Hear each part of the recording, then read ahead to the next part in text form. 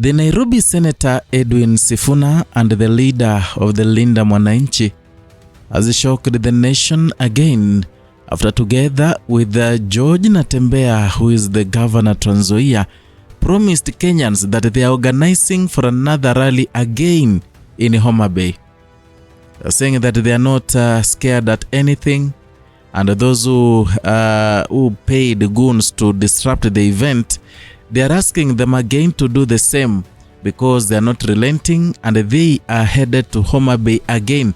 And it will not take long, because if all this goes, if all this continues, that means there will be no campaign in Kenya.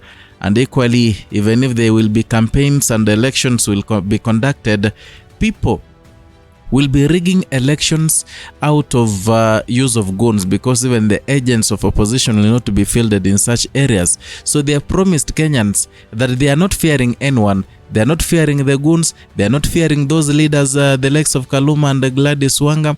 They are now headed to Homa Bay again. Maybe after the Meru tour, they will also go back to Homa Bay.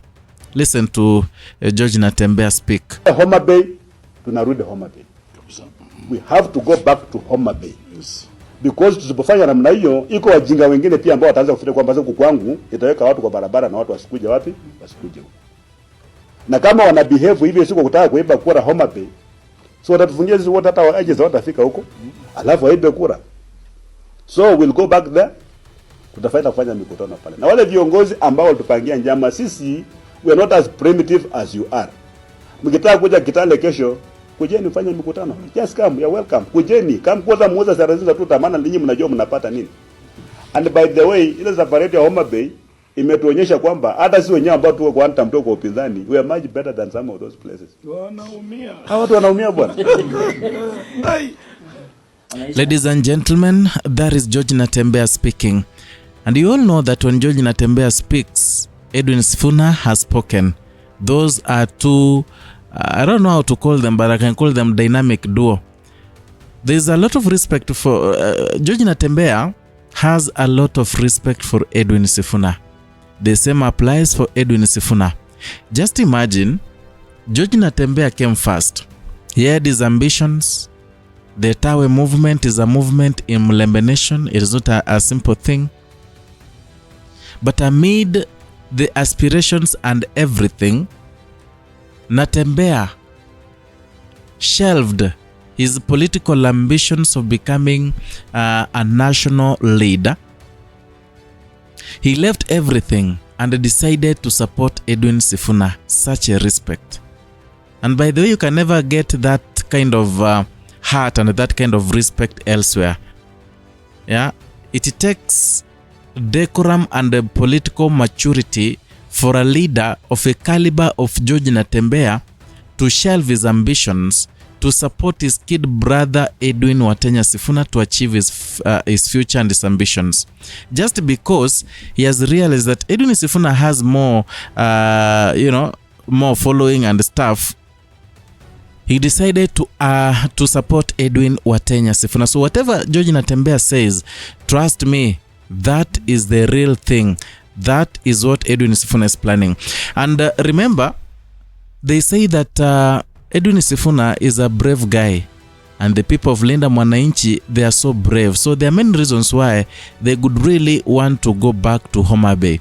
Reason number one, they feel that for them to win the coming election, they must inherit Raila Odinga's strongholds. Homa Bay was one of his strongholds. And they realized that the people of Homa Bay really wanted the one-term battalion. They just want to give William Ruto a one-term. They don't want to re-elect William Samoei Ruto. That is what that's why you saw James Orengo say that wherever they went, watu walikuwa nawawekea kitole kwa hewa, kidole, showing that it is one term. But only some selfish leaders who, wanted to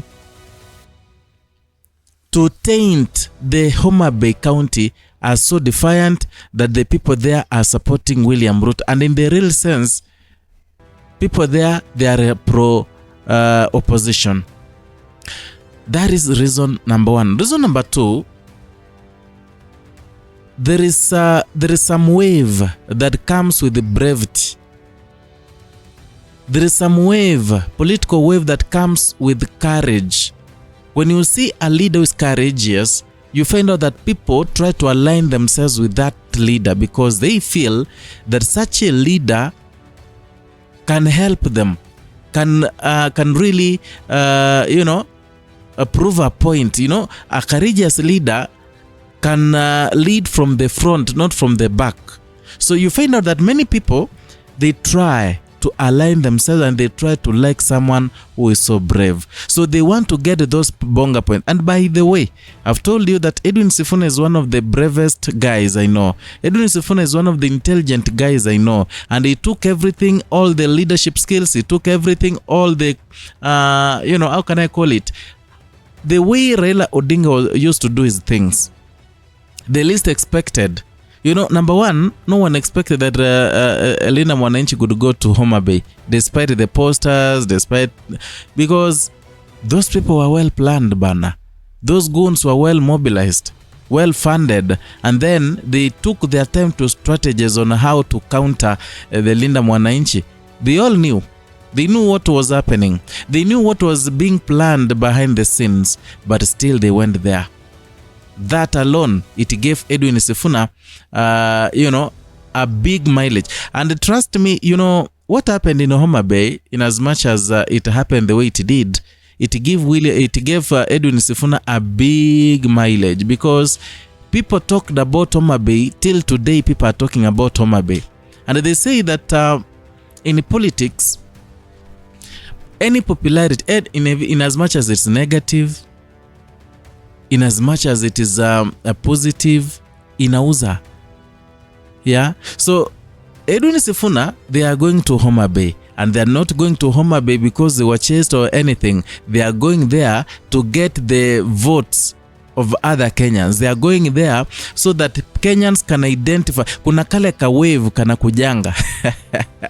Yeah. So reason number 3, the leaders who are responsible for the attack in Homa Bay, including Gladys Wanga, Peter Kaluma, they've been pointed out by many people, including the state agencies. Some of the people have been arrested.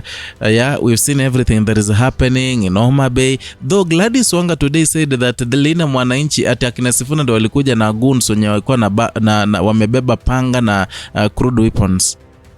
Yeah, but the reality is, even Gladys Wanga, despite the fact that she was acting with emotions, looking for those people, those goons, she came to realize that if someone died, it could be a different story. And that is why I was asking you a question the other day. What if Edwin Sifuna, maybe something happened to him? What if something bad happened to George Natembea? What would have happened right now? Yeah? It could turn into an anarchy, because people love Linda Mwananchi. Na kitu ingefanyika, if right now people are so bitter with Gladys Wanga, and I saw she's organizing a rally, she's going to a rally in Bungoma so soon, I don't know, next week or the other week. I really don't know whether Gladys Wanga can be so dumb to go to Bungoma, because those people, sahi wako na hasira, he was trying to kill their son. Wangefanya, I keep asking this question. What if something bad happened to one of these leaders, one of these popular leaders like Edwin Sifuna or Babu Wino? Ingefanyikaje? What could have happened? Anyway, I don't know what your point is about Edwin Sifuna and the Linda Mwananchi battalion saying that they are going back to Homa Bay for another rally. Write your comment down there in the comment section. I shall be talking to you in the comment section. And of course, whatever you say can inform a basis of whatever we're going to talk about in the next video. So if you're new here, consider subscribing, liking, and sharing our content.